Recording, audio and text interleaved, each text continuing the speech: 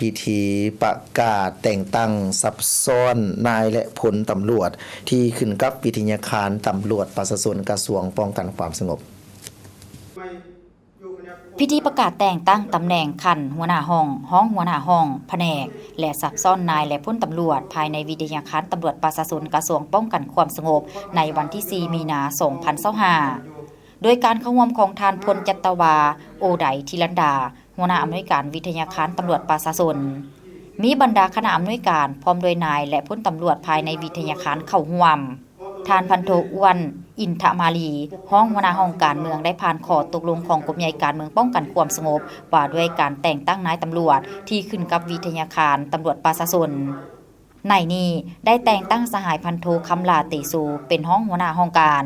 สหายพันโทหิ่งน้อยสุขสวรรค์เป็นหัวหน้าห้องการเมืองสหายพันโทกันหาเพียหักและสหายพันโทนางบุญเล็งแสงทวีเป็นห้องคุ้มครองหลักสูตรการศึกษาสหายพันโทปารินเอกบุญเล็งศรีอุดมเป็นหัวหน้าห้องคุ้มครองนักศึกษาหลังมหา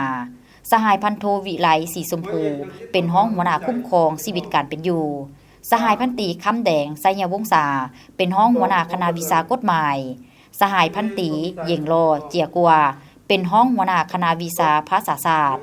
สหายพันโทบุญทันป้องมณีวงศ์เป็นห้องหัวหน้าคณะวิชาคุ้มครองสมนุครัวและก่อสร้างอาคาร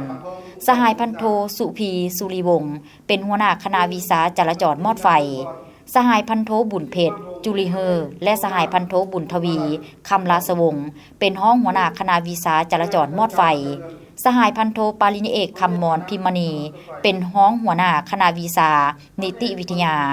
สหายพันโทปารินเอกศรีอัมพรอินแก้วเป็นห้องหัวหน้าคณะวิชาคุ้มขังรัฐสร้าง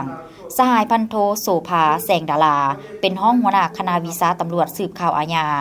สหายพันโทปารินเอกคำพันธ์นันทวงศ์เป็นหัวหน้าคณะวิชาตำรวจป้องกันเศรษฐกิจสหายพันโทแค้วคำเหลื่อมพัสดาเป็นห้องหัวหน้าคณะวิชาตำรวจป้องกันเศรษฐกิจสหายพันโทปารินเอกภูวงศ์อุทธจักรเป็นหัวหน้าคณะวิชาสกัดกั้นและต้านยาเสพติดสหายพันโทน้อยผู้สวรรค์เป็นห้องหัวหน้าคณะวิชาสกัดกั้นและต้านยาเสพติดสหายพันโทวิรกรสอสีสว่างเป็นห้องหัวหน้าคณะวิชาตำรวจประกอบอาวุธ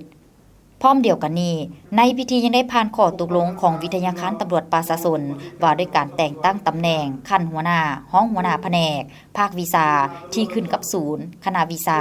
และผ่านข้อตกลงว่าด้วยการซับซ้อนนายและพลตำรวจอยู่วิทยาคารตำรวจประชาชนเติมอีก